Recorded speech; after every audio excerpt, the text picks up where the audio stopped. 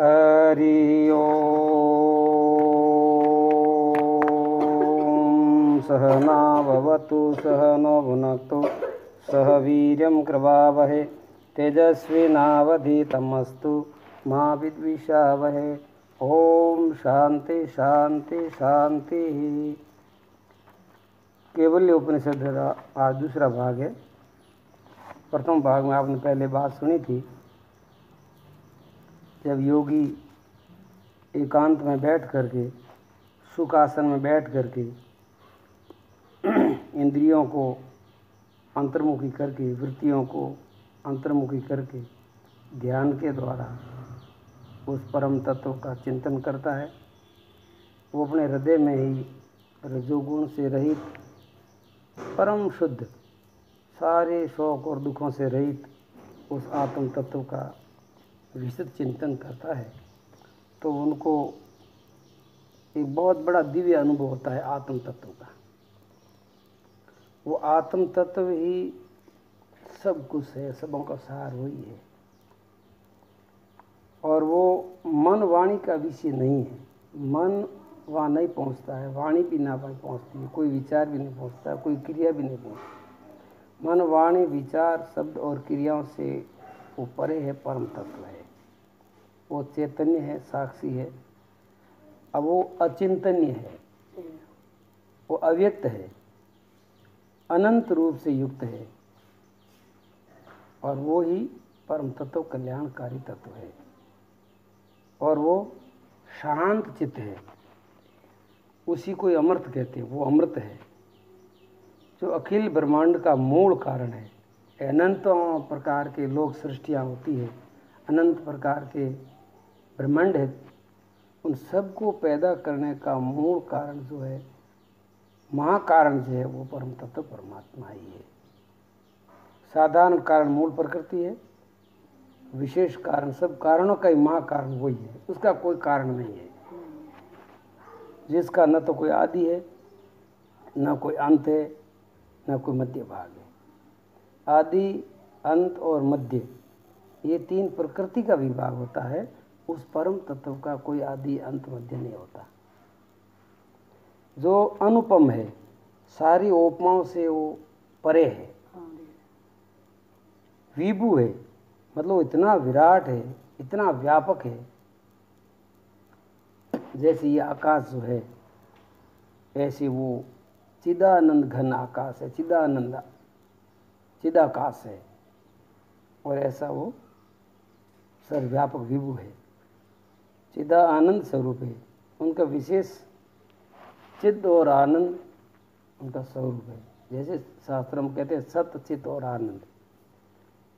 और संसारिक जितने जो रूप है, ये सब उनके ही रूप है, लेकिन वो खुद अरूप है। सारे रूपों में वो अरूप है, सारे नामों में भी वो अनामी तत्व है, सारे आकारों में भी वो निराकार तत्व है, संपूर्ण पदार्थों में भी वो अपदार्थ रूप है, अदृश्य रूप है, और फिर भी सबका आधार है, सबका दृष्टा है, सबका साक्षी है, वो नित्य है, बोध स्वरूप है, वो बड़ा अद्भुत तत्व है। ऐसे उस ब्रह्म विद्या के साथ परमेश्वर को, संपूर्ण चर अचर के पालनकर्ता को, शांत स्वरूप को, तीन नेत्रों वाले नीलकंठ को, जो समस्त भूत प्राणियों का मूल कारण है, सभी का वो साक्षी है, और संपूर्ण अविद्या से परे है, और दिव्य प्रकाश स्वरूप है। ऐसे उस प्रकाश पुंज को योगी जन ध्यान के द्वारा, ध्यान के माध्यम से अपने ही भीतर वो ग्रहण करते हैं, अनुभव करते हैं। उस तत्व को योगी जन मतलब योग साधना करने वाला व्यक्ति। योग का मुख्य लक्ष्य यही है कि योग के द्वारा उस परमात्मा का अनुभव हो। तो उसके लिए ध्यान करना है, प्राणायाम, आसन, प्राणायाम और ध्यान, बस इन तीन साधना से उनका अनुभव होता है। वही पुरुष परात्पर ब्रह्म है, वही शिव है, वही इंद्र है, वही अक्षर रूप से शाश्वत ब्रह्म है, और वही भगवान विष्णु है, वही प्राण तत्व है, वही काल अग्नि है, और वही चंद्रमा के रूप में है। सारे रूपों में वही है। अनेक रूप भी उसी का ही है। अनंत रूप धारण करने के बाद में भी वो सदा अरूप ही रहता है। उसका वैसे कोई जितने भी वो प्रकट होता है उनके रूप, वो सब एक दिन शांत हो जाते हैं, लेकिन वो परम तत्व परमात्मा ज्यों का त्यों रहता है। जो कुछ व्यतीत हो चुका है तथा जो भविष्य में होने वाला है, वह सभी कुछ वही परब्रह्म परमात्मा ही है। ऐसे उस श्रेष्ठ सनातन परम तत्व को प्राप्त करके प्राणी मृत्यु से परे, संपूर्ण काल से परे परम मुक्त अवस्था को प्राप्त हो जाता है, और फिर वह जन्म मरण के चक्कर में कभी नहीं फंसता। उस परम तत्व का अनुभव करने वाला जन्म मरण के चक्कर से वो छूट जाता है। जो मनुष्य अपनी आत्मा को समस्त भूत प्राणियों के समान देखता है और समस्त भूत प्राणियों को अपनी आत्मा में देखता है, ऐसा ही वह साधक, योग साधक पर ब्रह्म परमात्मा की प्राप्ति करता है, और वह अन्य दूसरे और किसी उपाय से उस ब्रह्म को नहीं प्राप्त कर सकता। दूसरा कोई उपाय नहीं है, केवल ज्ञान ही है। विवेक के द्वारा ही उसका अनुभव होता है। विवेक के द्वारा समझ को निष्ठा की जाती है कि सब में वो एक ही तत्व है, और सारे के सारे उस एक तत्व में ही है। जैसे ये आकाश है, आकाश सबों में है, और सारे पदार्थ आकाश के अंदर है। ऐसे समझना चाहिए कि वो परम तत्व परमात्मा सीधा आकाश सबके भीतर है, और सारे के सारे भूत प्राणी उस सीधा आनंद आकाश के अंदर है, बाहर कोई नहीं है। ऐसा अनुभव करके उस निष्ठा में मस्त हो जाए, बस यही परिपूर्ण अवस्था है। तो ज्ञानी जन अपनी आत्मा अर्थात अंतःकरण को नीचे की अरणी बना करके, ओंकार को ऊपर की अरणी बना करके, ज्ञान रूपी मंथन के अभ्यास से प्रक्रिया द्वारा जगत के बंधनों को, पापों को वो नाश कर डालता है, और ज्ञान अग्नि से वो सारे पाप जल जाते हैं। अपने अंतःकरण है, और ऊपर की जो अरणी है वो ओंकार है, और ओंकार से ऐसा मंत्र किया जाता है। ओम के अर्थ को, ओम से ओम का जप किया जाता है, ओम के अर्थ को समझा जाता है, तो भीतर ज्ञान की अग्नि जब प्रकट होती है, सारे पापों को जला देती है। वही जीवात्मा माया के अधीन होकर के, अति मोह में ग्रस्त होकर के, शरीर को ही अपना स्वरूप मान करके वो अनेक प्रकार के कर्मों को करता है। वही जीव चैतन्य है, आनंद स्वरूप है, अविनाशी है, लेकिन ये विनाशी शरीर के साथ में जुड़ करके वो आसक्ति करके, ममता करके मोहग्रस्त हो जाता है। और वही जीव जागृत अवस्था में स्त्री, अन्न, पान आदि विभिन्न प्रकार के भोगों का उपभोग करता हुआ तृप्ति लाभ प्राप्त करता है, लेकिन वो तृप्ति संसार की जो है वो तृप्ति स्थायी नहीं है। जैसे भूख लगी है, बहुत ज़ोर की भूख लगी, तो भोजन किया तो वो तृप्ति हो गई, लेकिन 6 घंटों के बाद फिर भूख लग गई, तो तृप्ति कहाँ हुई? तो संसार के कोई भी जो सुख है थोड़ी देर के लिए अपने को आनंद जरूर देते हैं, लेकिन स्थायी तृप्ति वहाँ नहीं है। तो जीव अपने स्वरूप को जब समझता है तो वो स्थायी तृप्ति को आनंद कर लेता है, अनुभव कर लेता है। तो ऐसे सपन अवस्था में भी जीव अपनी माया के द्वारा कल्पित अनेक प्रकार के जीव लोक में सभी तरह तरह के सुख दुख का उपभोग करता है, और सुषुप्ति काल में भी उस समस्त प्रपंचों से विलीन होने के कारण वो जीव तमोगुण के अधीन होकर के सुख का अनुभव करता है। सुख में सुषुप्ति में भी सुख का अनुभव करता है, वो तामसी सुख है, और सपने में भी सुख का अनुभव करता है, वो भी मायावी सुख है। जागृत अवस्था में भी सुख का अनुभव करता है, तो ये भी सब रजोगुण की माया है। ये 3 गुणों के चक्कर में वो जीव फंसा हुआ है। तत्पश्चात पुनः वो जीव जन्म जन्मांतरों के कर्मों की प्रेरणा से सुषुप्ति से सपन अवस्था में अवतरित होता है, और अनंत में फिर जागृत अवस्था में आता है। इसी तरह स्थूल सूक्ष्म कारण शरीर रूपी तीनों पुरियों में जो जीव क्रीड़ा करता है, मतलब 3 शरीर है, स्थूल सूक्ष्म कारण, तीन शरीरों, तीन अवस्था है, जागृत, स्वप्न, सुषुप्ति।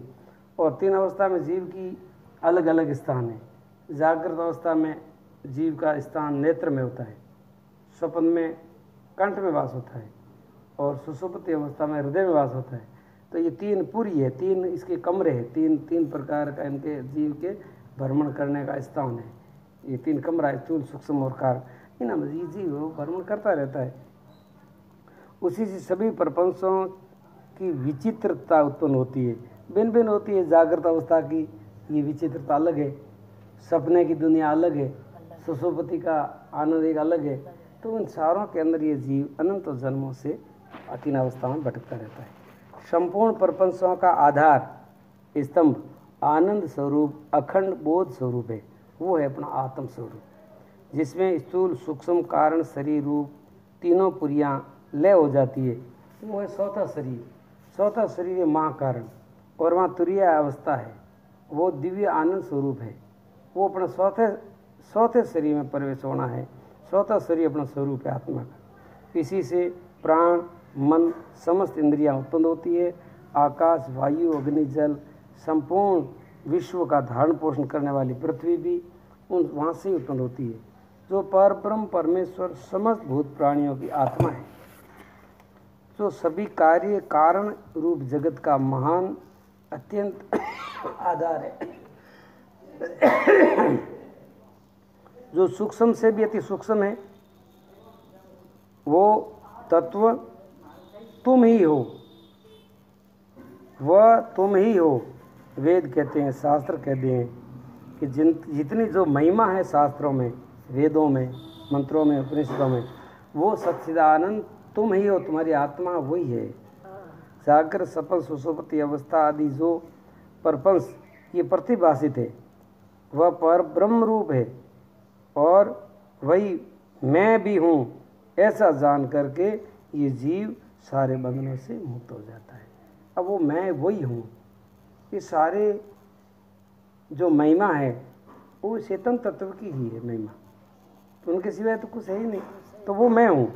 तीनों अवस्थाओं में जो कुछ भी भोक्ता, भोग्य और भोग के रूप में है, उनसे विलक्षण साक्षी रूप, चिन्मय स्वरूप, सदा शिव स्वरूप स्वयं वो मैं ही हूँ। मैं ही वो चिद रूप हूँ, मैं शिव रूप हूँ, मैं कल्याण स्वरूप हूँ, मैं स्वयं ब्रह्म हूँ। मुझ में ही संपूर्ण ये प्रादुर्भाव हुआ है, मुझसे ही सब पैदा हुआ है, सब मुझ में ही सब लीन होता है। ये सब कुछ स्थित जो कुछ है वो मेरे सिवाय कुछ नहीं है। मैं उनके सबों का आधार रूप हूँ। अब उदाहरण के लिए ये ऐसे समझो, सुषुप्ति अवस्था में जब हम जाते हैं गहरी नींद में, तो हमारे सारे विचार, विकार, नाम, रूप, अमीरी, गरीबी, सारे के सारे वह शांत हो जाते हैं, और उस समय हम केवल सुख की नींद में सोए होते हैं। तो वहाँ अब वो सारा का सारा प्रपंच हमारा अंदर समा गया। फिर हम जागृत अवस्था में आते हैं तो फिर वो सब खड़ा होता है। ऐसे ये पूरा ब्रह्मांड जो है, ये प्रलय की स्थिति में सुषुप्ति की स्थिति रहती है, फिर ये उत्पत्ति स्थिति सृष्टि की उत्पत्ति होती है, तो वो हमारे चेतन स्वरूप से होती है। मैं पर ब्रह्म अणु से अणु हूँ, अर्थात परम अणु हूँ। ठीक ऐसे ही मैं महान से महान हूँ, विराट पुरुष हूँ। ये विचित्रता से भरा हुआ पूर्ण संपूर्ण विश्व ये मेरा स्वरूप है। मैं पुरातन पुरुष हूँ, मैं ही ईश्वर हूँ, मैं ही हिरण्यगर्भ पुरुष हूँ, मैं शिव स्वरूप हूँ, मैं ही परम तत्व हूँ, और मेरा आधार कोई नहीं है। मैं सबका आधार हूँ। वह हाथ पैरों से रहित होते हुए भी सतत गतिशील है। वही परमात्मा अगति रूप है, फिर भी अनंत गतियों करता है। उनके कोई हाथ नहीं है, लेकिन ये सारे हाथ उनके हैं। वो चिंतन से परे है। ऐसी शक्ति स्वरूप ब्रह्म वो मैं ही हूँ। मैं नेत्रों के अभाव में सब कुछ देख सकता हूँ। वो चेतन तत्व कहता है मेरे आंखें नहीं हैं, आपके जैसी आंखें नहीं हैं, फिर भी मैं सब कुछ देख लेता हूँ। आपके जैसे मेरे कान नहीं है, जैसे शरीर के कान ऐसे उस आत्मा के कान नहीं है, फिर भी आत्मा सब सुन लेता है। और अपने बुद्धि जैसी उनकी बुद्धि नहीं है, फिर भी वो सब बुद्धि का पृथक होकर के भी सब कुछ जान लेता है। किंतु मुझे जानने वाला कोई नहीं, क्योंकि सबको मैं जानने वाला हूँ। अब उदाहरण के लिए ऐसे समझो, जैसी आँख है, आँख सबको देखती है लेकिन दूसरे आँख को कोई नहीं देखता। भाई आँख से सब देखा जाता है, तो ऐसे वो देखने वाला तत्व है, वो सबका देखने वाला वही, उसको देखने वाला कोई नहीं। अब उसको देखने वालों से कोई अलग हो तो देखेगा न, तो वही है, दूसरा है ही नहीं। मैं सदा ही चिद स्वरूप हूँ। समस्त वेद सारे उपनिषद आदि द्वारा मेरे ही जानने योग्य हूँ।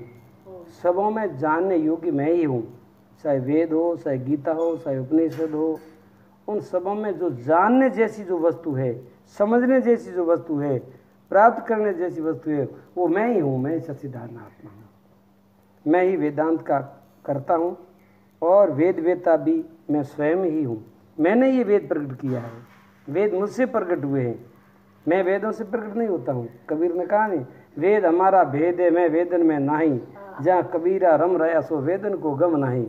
तो वेद भी मेरे से प्रकट हुए हैं। वह ब्रह्म को पुण्य पाप आदि कर्म स्पर्श नहीं करती। उस अपने आत्म तत्व को, ब्रह्म को, परम तत्व को कोई पाप और पुण्य लागू नहीं होता है। उनको कोई हानि लाभ नहीं पहुँचती है, उनको कोई विनष्ट नहीं कर सकता है। ना ही मेरा कभी जन्म होता है, ना भी मेरा कोई मरण होता है। जन्म ही नहीं होता है तो फिर मरण कैसे होता है? मरता कौन है? जो जन्मता है वो मरता है। ना मेरे कोई शरीर है, ना मेरे मन बुद्धि है, ना मेरी इंद्रियां हैं, ना मेरे लिए कोई प्राण है। मेरे लिए ना भूमि है, ना जल है, ना अग्नि है, ना पृथ्वी है, ना आकाश है। एंड फिर भी मैं, मेरी स्वयं महिमा में मैं हूँ। ये कुछ नहीं है तो भी मैं हूँ, और ये सब कुछ मेरे से ही होता है तो भी मैं ही हूँ, और ये सारे मेरे में लीन हो जाते हैं फिर भी मैं ही रहता हूँ।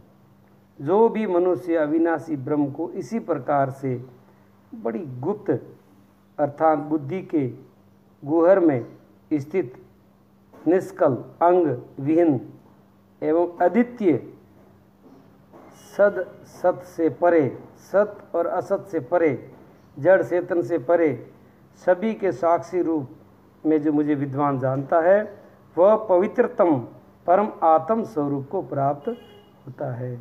ऐसे मेरे तत्व को जानने वाला वो सदा के लिए मुक्त हो जाता है। जो भी मनुष्य इत सत रुद्रीय का जो पाठ करता है, ये अग्नि से सदृश पवित्र हो जाता है, वायु की भांति वो गतिशील हो जाता है, शुचिता का वो वर्ण करता है, वह सुरापान और ब्रह्म हत्या के दोषों से भी वो मुक्त हो जाता है। कैसा भी पापी, महान पापी है, फिर भी इस ज्ञान को अगर विचार करता है और इसको ज्ञान जीवता, सारे पाप नष्ट हो जाते हैं।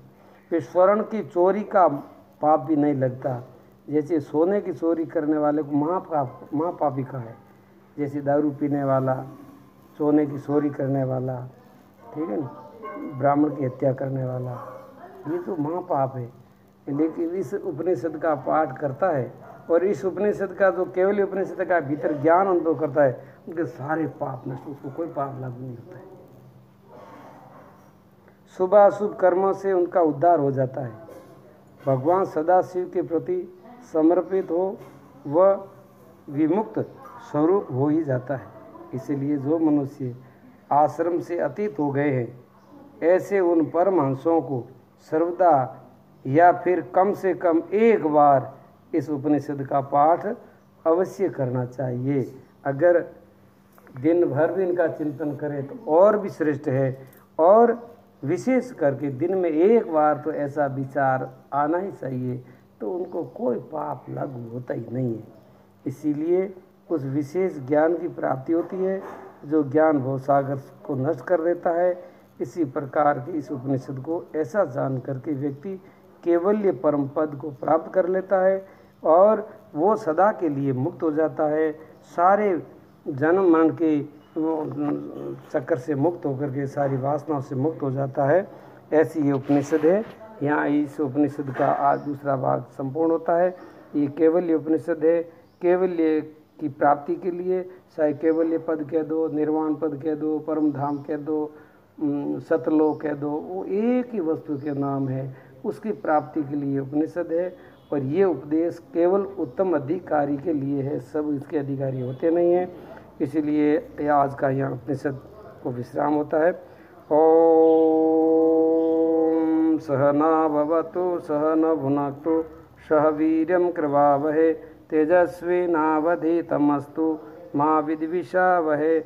ओम शांति शांति शांति इति केवल्योपनिषद समाप्तः। ओम शांति शांति शांति।